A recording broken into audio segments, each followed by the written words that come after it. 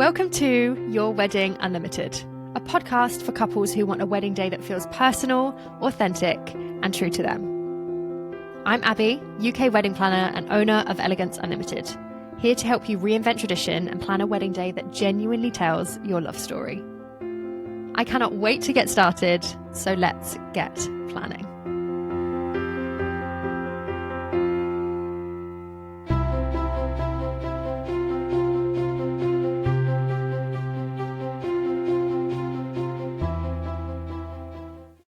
Hello, and welcome back to another episode of the Your Wedding Unlimited podcast. My name is Abby. If you are new here, I am a wedding planner, coordinator, and stylist, here to bring you all of the wedding tips, all of the wedding advice, inspiration, support, guidance, all of the good things, all in one fun little spot in the podcast space. So thank you so much for joining. If you are new and you're joining, I imagine you're planning a wedding. So congratulations, and I'm happy to have you here. Every single week we talk about something different, a new wedding planning topic, a new question that you guys might have, something that you've asked for me to talk about.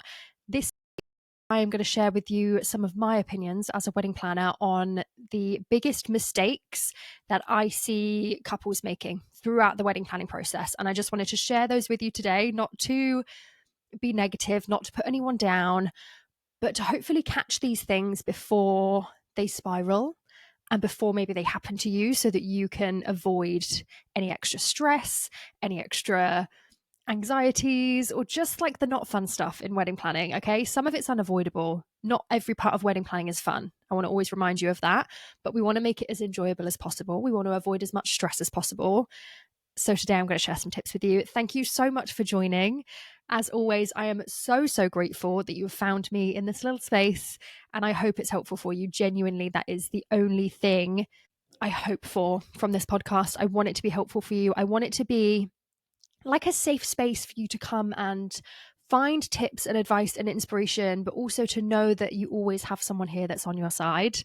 I speak to more people than you know that don't have a huge big group of friends or family that are like cheering them on, really excited for them. I speak to some people that genuinely just don't have people cheering them on in the way that they want them to, you know, when they're going to try on their wedding dresses and when they're asking people to be bridesmaids and groomsmen and asking people to be involved, and they're not quite getting the reactions that they had hoped for or had imagined. It's really tough. And there is that side to things where, you know, you always want to kind of understand everyone's going through their own thing. No one is going to be as excited about your wedding day as you and your partner are. That's just the way it is. But with that being said, I want you to always know that this is a safe space, and I will always be your biggest cheerleader. Like, if anybody that always ever messages me anything, questions, or just wants to vent about something, I am there for it. I'm like, send me the pictures of your wedding dress, send me this. I'm so excited for you.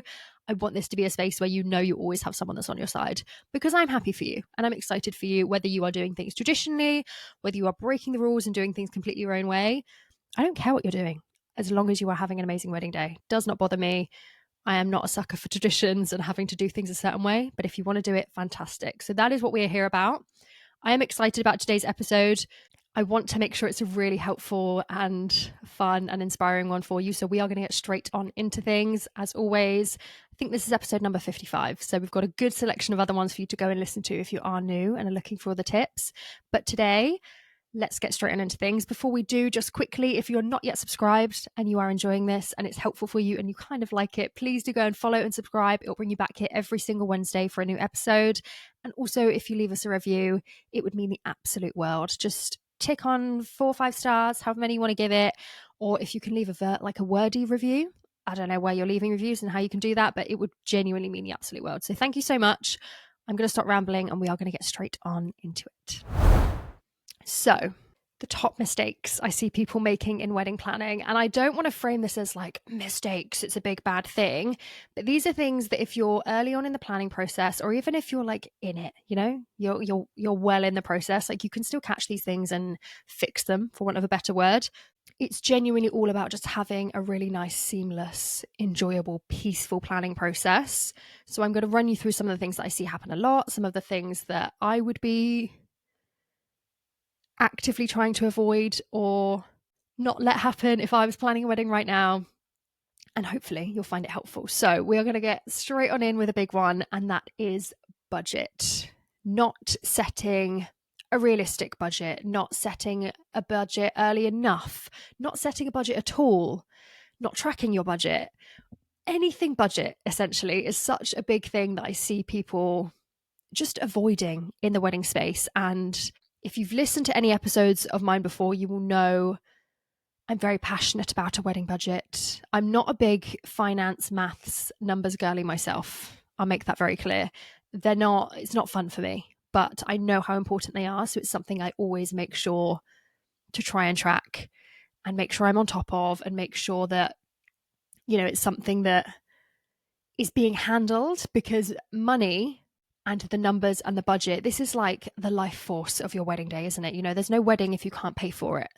So we need to make sure that we're handling that in a really realistic way.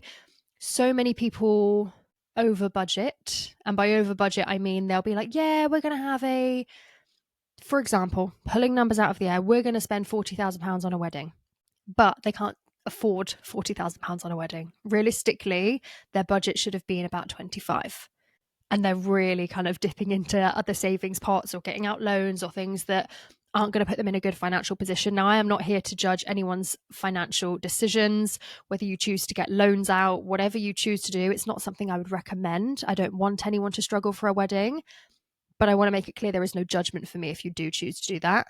It's not my place. It's not my business. Okay. But you don't need to spend more to have a really amazing wedding day. You just don't. Your wedding day will be as beautiful as you make it, regardless of what budget you choose or can afford to put into it. So I want to make sure that you are being realistic to a good degree. Okay, realistic sounds really sad and boring, and like no one wants realistic on their wedding day. You want to reach for the stars. You want to dream big, right? I get it. But this is where I see a lot of people tripping up, because they are setting a budget, or maybe they'll set a rough number and they say, yeah, it's going to be around £20,000. Yeah, it's going to be around £50,000. But then they don't track any of it going forward. So they don't actually know how much they've spent. And these big upfront costs, these big bookings that you book at the beginning, like your venue, like your catering, drinks, accommodation, all of these big things, your photographer, if you book in a planner, then that might be obviously a part of your investment as well. That's a big chunk of that budget gone. And if you're not fully tracking, okay, we've spent £9,000 on this, we've spent £3,500 on this, we've spent £800 on this. If you're not tracking those expenses, it's so easy for you to sit there and think, oh yeah, we've spent about £8,000. And when you actually sit down and do the numbers, you're like, oh my gosh, it's almost double that. We've really not been tracking this well enough, and we have so much less to spend on everything else than we really thought we did. So setting a budget is so important from the beginning. I've got other episodes on this. I will link them in the show notes below, and I will be talking about it in some more detail at some point as well, because I think it's really important. But you need to sit down, track the expenses. You want to have estimate numbers for each category in your wedding as well. So, okay, we've got £50,000 to spend, for example. How much of that do we want to estimate and allocate over to our venue? How much of that do we want to estimate and allocate over to our outfits for the day? A wedding dress, a suit, second outfits, if that's a priority for you. How much do we want to spend on bridesmaids and groomsmen? How much do we want to allocate for flowers? How about a wedding cake? Put the rough numbers in there and say, we think we might be happy to spend £3,000 on flowers. We think we'd be happy to spend £500 on bridesmaids, and we know we absolutely don't want to spend more than £2,000 on our own outfits, type thing. Okay, you're putting numbers out there and playing with numbers, and when you do that, you can say, okay, well, this budget would really work if we put all the numbers in these places, play around with it and say, oh, well, we don't have much, there's not really much left over to go towards flowers, so where could we pull money from and lower our budget, maybe for our venue, maybe for our catering, to put it into other spaces, before you start going to reach out for quotes, before you start going to reach out and find out those numbers. It is tricky. I understand there is an element of needing to understand what the kind of average price is for something like florals, like a venue, like catering. I understand there is an element of that, but also knowing what you would be happy to put into those places is a really good thing to start. So budget is a big one. I do see people making a lot of mistakes with that. And, at the very least, you need to have a budget and track it. Don't be not setting one at all. Don't be not really thinking about it and just saying, yeah, it's around this. We'll check back in on it at a later time.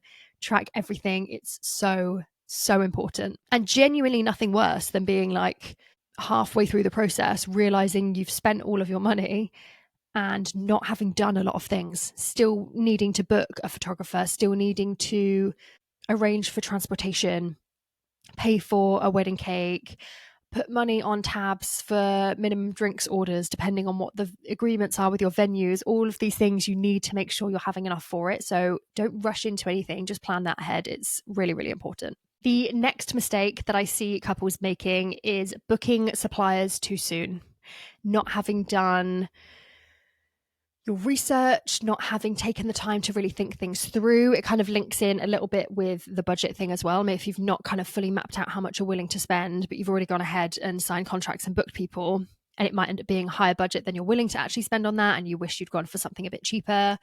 Unless you are planning a wedding in 2 or 3 months, typically people have got a year, 18 months, sometimes 2 years. You have time, if you're doing it well ahead enough in time, to be able to pace yourself, research, think things through, talk to people, get more than one quote. Don't just say, unless there's someone you've genuinely had your eye on, like a photographer or a venue or a wedding planner or a stylist that you've had your eye on since before you got engaged, and you're like, the second we get engaged, I'm booking them because I absolutely have my eye on them. Money is no object. I will be booking them.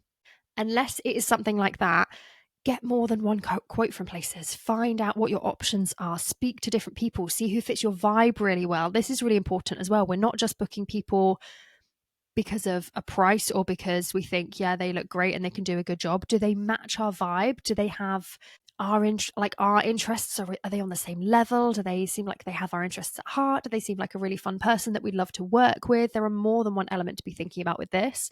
And I often see a lot of people just rushing into those decisions.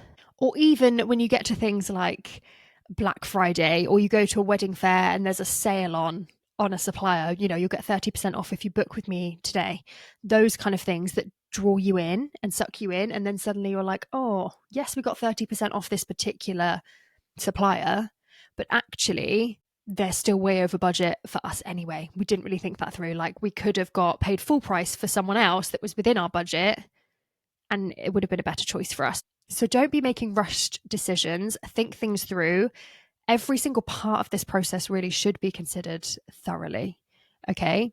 Especially things like your venue. You need to be thinking about your guest list. Don't jump the gun and just book a venue if you haven't mapped out your guest list roughly, and you might be booking a venue that can only hold 80 people in a particular ceremony space, and you wanted to have 150 people coming. It's not going to happen. It's not going to work. You need to make sure these logistics are going to work for you on the same stretch. You don't want to book a venue that's absolutely massive because it's beautiful and gorgeous and you just love the look of it, for you to then decide a few weeks later you're only going to have 30 guests.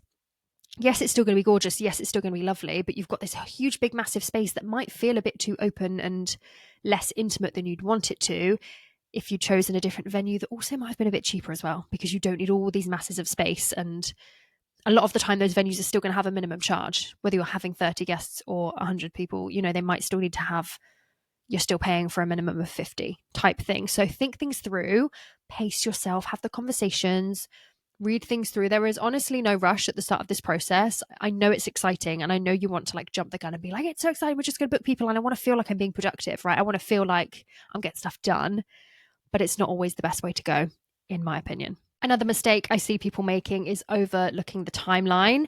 Now, if you have me on board, if you've booked me to work with you as a coordinator or a planner, then this is something that I will not let go missed. But obviously, if you are planning something yourself, if you are working, alone, or you maybe don't have all of these people as part of your wedding planning team, then it's something you're maybe going to have to think about doing yourself. But overlooking this timeline and not fully understanding how a wedding day works, and why would you? Because you haven't done it before, okay? A wedding day, it's not just, okay, we get up, we get ready, we get married, and then we go and eat something, and then we dance.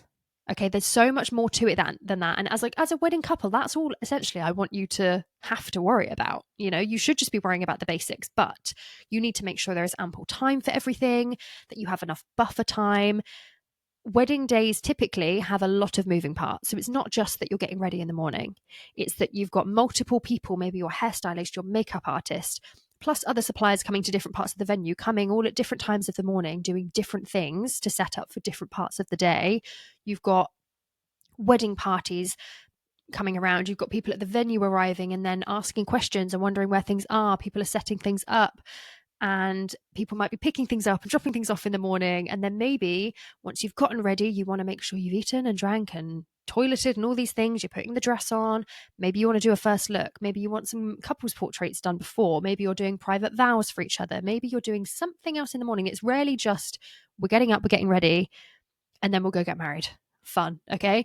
There's moving parts to that. And you need time for all of these things. You cannot just say, yep, we're going to get up and get ready. It'll take us about 3 hours. And then, on the way to the ceremony, we'll stop somewhere and do some private vows. And, even the most chilled out, relaxed feeling wedding days are planned to perfection. And that's ultimately how you get that chilled feeling, because it's been planned so well. It's been planned with intention to make it feel smooth and planned well. So it's not a bad thing. It's not a negative to you. You're not going to know because you've not planned a wedding day before. But this is where you really should be taking that time to plan the day thoroughly and think things through on how you want things to go, how the running order should be, and go from there. I always recommend you should have a schedule and a timeline document that you are starting at the beginning of the process, and it will be very empty at the beginning of the process. You might have a rough idea of a ceremony time and a rough idea of when you want to sit down and have a meal.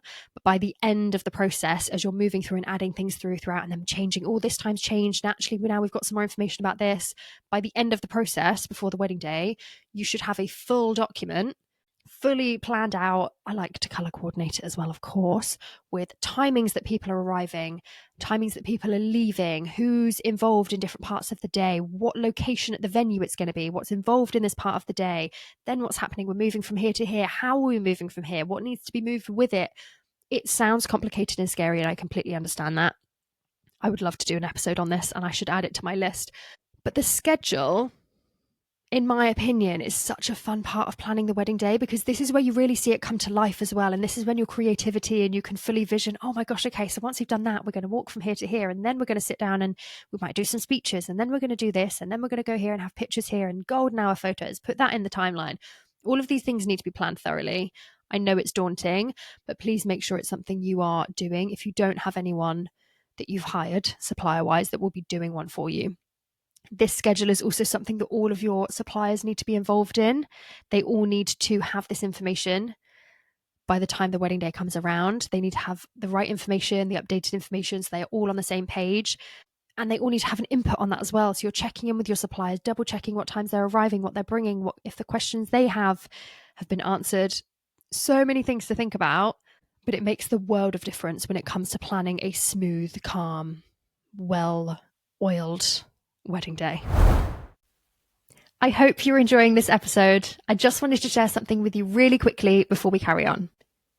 If you are feeling a little bit stuck when it comes to wedding traditions and you want your wedding day to feel more like you, then this is for you. My free wedding traditions checklist helps you decide what really matters to you, what to keep the same, what to adjust, and what to completely scrap, so that you can plan a wedding day that feels personal and authentic to you. You'll find it linked in the show notes now, and I really hope it helps. This one is an interesting one, my next tip, because initially it might sound like I'm being really negative, but my next tip is, or the mistake that I see people making, is following trends. Now, I love a wedding trend as much as the next person. I think they can be amazing, and there is so much fun and things going on with all of the new things we're seeing in the wedding space and social media and all of the inspiration that gives to us. But your wedding day is not a trend. It's not something that's going to fly in and out of social media and disappear within 2 weeks. Your wedding day is going to stay in your minds and stay in that book on your coffee table and in the video you get from your videographer for the rest of your lives. So it shouldn't be something we are basing decisions on, something that's just popular right now. Okay, absolutely not. I always say, if there is something you see, a trend that's really popular or something that you think is really cool, and it really sits with you and you think, oh my God, that is so perfect for us. That totally makes sense for our relationship and us as a couple. We absolutely have to do that. Then please do it. But if it's something that you just think, oh, that seems really cool, not really us, but it seems cool and I think people would like it, or you're thinking that you should be doing it because it's popular and everyone's doing it, or you think that your wedding's not going to be cool enough if you don't do it because this is just what's popular right now, then it will be a mistake. And it will be something you look back on and you think, why did we do that? Why did we that's not even us. That's not even the right colours for us. It's not even the right vibe. We were having a super chilled, intimate day and we went for something that was just super high energy and really kind of out of left field for something that we might do. And again, the vibes didn't read right on the day because it was a mismatch and all of these things. You don't need to hop on every trend you see. You also can end up overspending this way as well because you're thinking we need to do everything. So we're going to keep adding cool things on that we see, overspending in these areas and thinking actually we didn't need it all. And you don't need everything. You need a few things done really well rather than trying to do everything in a subpar way, if you ask me. That has a much bigger impact, leaning into a few things really, really well. I also think as well that you want your wedding day to feel personal. You want it to feel like you. You don't want it to feel like something you've just seen on Instagram. And not everything has to be Instagram worthy or TikTok worthy. It doesn't have to fit that criteria to be something that's going to make sense and be beautiful on your wedding day. So bear that in mind. Like I say, I'm fully locked into the wedding algorithm on every single one of my social medias. So I get it. I see almost everything that passes through the trends. I love a lot of them, but a lot of them also, I think, nah, that wouldn't be right for me. And I'm not letting myself feel that pressure of I would feel like I would have to do that because it's popular and trending, because I don't want to look back and think, that wasn't right. We should have done that. Now, don't get me wrong. You will likely look back at your wedding in 5 years' time, 10 years' time, 20 years' time and think, oh, yeah, we wouldn't do that now. But at the time it made sense for us. I do think there is a difference between looking back and thinking, oh, that was so perfect for us right then. If we did it now and we got married now, we'd do it differently, as opposed to looking back and thinking, gosh, why did we do that? Like that was just so not us. There is a difference. Like you say, I think you should be personalizing in your own way, adding the personal touches and elements that really make sense for you as a couple, and not just trying to squeeze everything into your wedding day because you want to have as much going on as possible. I don't think that creates the right kind of vibe. Number 5, I think this is number 5, my 5th tip. I haven't been numbering them and I'm not sure why I'm deciding to now. My next tip is poor communication. So this is something I see a lot of people making the mistake on, and they're just not communicating well as a couple, not communicating well with their suppliers or their friends and family. This communication is such a big overarching theme throughout wedding planning that really needs to be nurtured, I think, because the second the communication goes, people start assuming things, people start making decisions on your behalf because they haven't had any clear communication otherwise, and that's when things start to feel like it's not quite sitting right with you, or details don't match what you have to what your suppliers have, or your family and friends get expectations on things that are going to be happening that you don't want to happen because you haven't made that communication clear that actually no one's going to be walking you down the aisle, or no one's getting to do a speech, or no, they aren't just allowed to pick and choose whatever they want to wear and however they want to do their hair and makeup. Actually, you have a specific look that you'd love people to go for instead, but you haven't communicated that. Maybe it could be anything, this whole communication thing, but I really want you to remember that communication is so important. The second the communication goes is when things start to go wrong. So we want to have really clear communication and good relationships with our suppliers. We want to check in with them regularly, updating on new bits of information and checking in at least twice to confirm information up until that wedding day. So saying, I know you said you're going to arrive at 10 o'clock. Can I just confirm that again, please? And then when you're sending out that final schedule that we talked about earlier with all the timings and things, you're saying, here's the schedule for the day. Please check it through and let me know if anything doesn't match what you have. I have you down to arrive at 10 a.m. still. Let me know if anything's changed. It's reiterating all of these things to make sure that we cannot get any information wrong. We're avoiding as many problems on the day as possible by planning well enough in advance to have all of that information arranged and agreed. Communicating with your partner is one of the most important things because that sets you up for how you're going to handle wedding planning going forward, how you're going to handle talking to suppliers, who's in charge of what you would like each other to take the lead on. Maybe one of you is doing more of the research and finding people. Maybe the other one is handling the contracts and reaching out to people. Maybe one of you is focusing on DIY and crafts and the other one is focusing on the logistics and buying all of the things. You might each have your own roles and things that you feel like you are better suited to doing, and that's perfectly fine. But having those conversations so that you guys both know that, and one of you doesn't feel like you're fronting everything and doing more work, and that you'd really just love your partner to get involved a bit more, but you haven't communicated that and they don't know, and then it becomes a whole thing. We want to have those conversations and make sure that everyone is happy. And then, of course, you've got your friends and family, which can be a really tricky one. They can be some of the most difficult things to handle throughout the wedding planning process because they have expectations. Maybe they're excited. Maybe they want involvement in your wedding day that maybe you don't want them to have. Maybe you're wanting to keep things done a certain way or a little bit more low key. And you've got lots of people saying, when are you going to ask me to be a bridesmaid? Or when do I get to do this? And when can I come and help you choose your wedding dress? And actually you just wanted to go by yourself with your mum. You didn't want anyone else there. Communicating those things and having those boundaries clear from the get-go is really going to help you to just say, actually, I'm just going to go with my mum. I'd love a really quiet day, but I'm really excited for you to get to see it. Maybe we do a try-on session later on when you're feeling more comfortable. Maybe they have to wait until the wedding day itself, whatever works for you. But communicating that and being confident in that as well, not kind of saying, oh, actually, I was really hoping that you wouldn't mind if I just went wedding dress shopping by myself with my mum, if that's okay. You're giving them that opening to turn around and say, no, don't be silly. I'll come with you too. It'll be really good fun and all of these other things. Whereas actually, if you turn around and say, no, thank you, me and my mum are just going to go together. We're going to have a girly day to ourselves, but I'm really looking forward to showing it to you another time. There's no opening there for someone to turn around and say, oh, it's okay, I'll just come anyway. And if they do, again, we're being communicating really, really clearly to be able to turn around and say, no, thank you, and keeping the boundaries in place. I don't want anyone to feel like they have to back down or give up parts of the process that they are looking forward to just holding for themselves, because I think that's really important. So like I say, it could be anything. Communication is such a wide scope of topics and possible things that it could fall under, but it's a really important one and something that I see people flagging a little bit on, either from the beginning or like throughout the process. They start letting more and more things go, and before you know it, you feel like you're a little bit out of control of the entire process. Another mistake I see people making is not reading the fine print, not checking over those contracts before they are signing them, and then later down the line thinking, oh, I didn't realize if we wanted this, we'd have to pay extra for that, or I didn't realize that this wasn't included, or I didn't realize that we were capped at having to do this, or this means this. It's not always the case, and 9 times out of 10 you're going to be absolutely fine. But I do think you need to be making sure to read those contracts, check exactly what's included, what's in it, what are you allowed to do, what you're not allowed to do.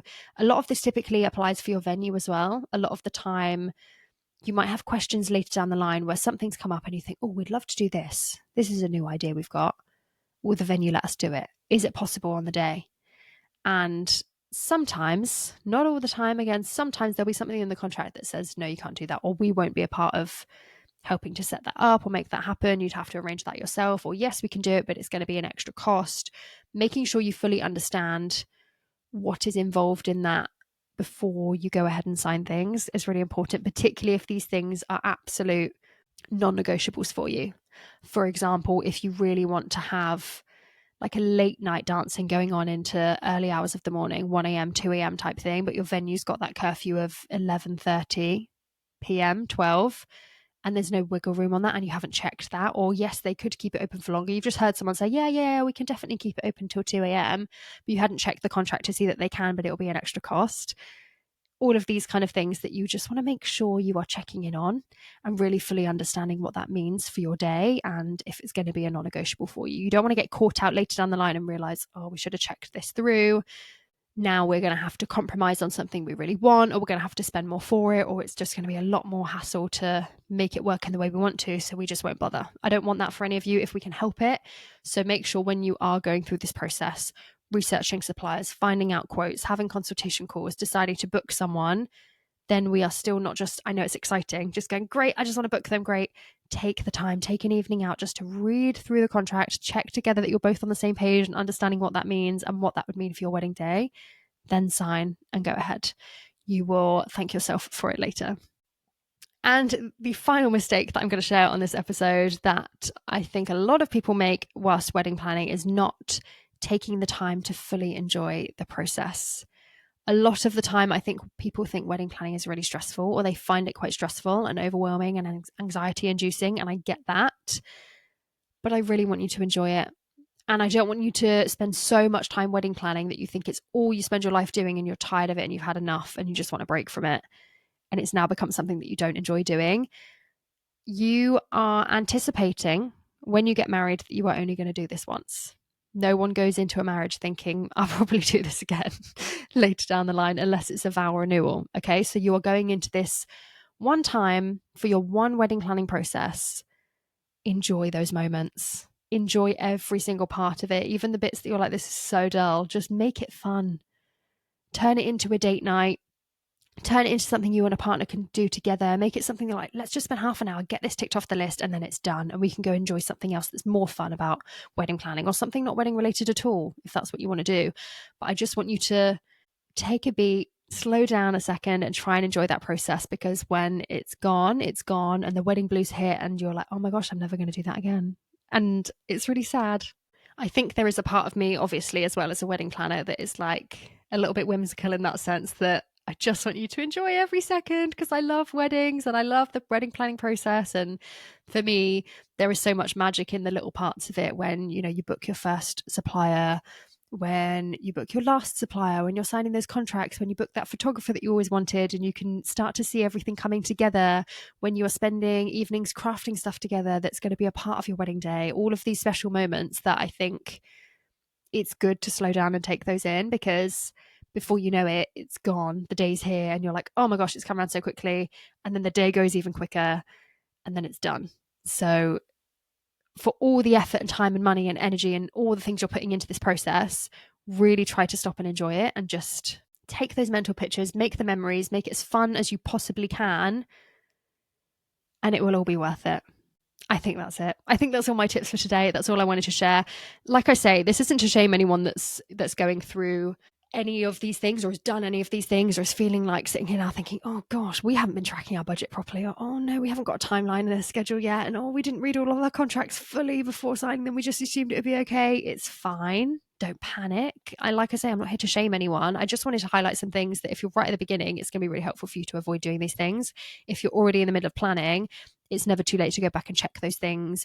Go back and read your contracts now. Are there any questions you just want to reiterate, and can you make adjustments to that, or, you know, ask questions so that you fully understand things? Never too late to start doing the timeline or schedule. You're going to need one at some point, so start today. Again, I just hope it helps you to avoid feeling too much stress. We want an enjoyable process. We want to make it feel good for us, and I want it to feel magical for you.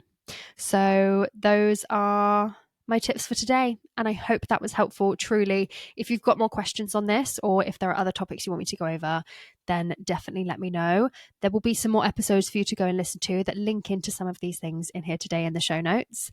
Otherwise, I will be back next Wednesday with another episode. I cannot wait, and I will see you then. Bye. Thank you so much for listening to Your Wedding Unlimited. If you want help creating a wedding day that's personal, authentic, and true to you, head over to the show notes now. You'll find my free wedding traditions checklist to help you decide what to keep, what to adjust, or what to completely reinvent. And if you're ready for more hands-on support, you could also inquire about working with me there too. Make sure you're following the podcast to be brought back next Wednesday. Happy planning!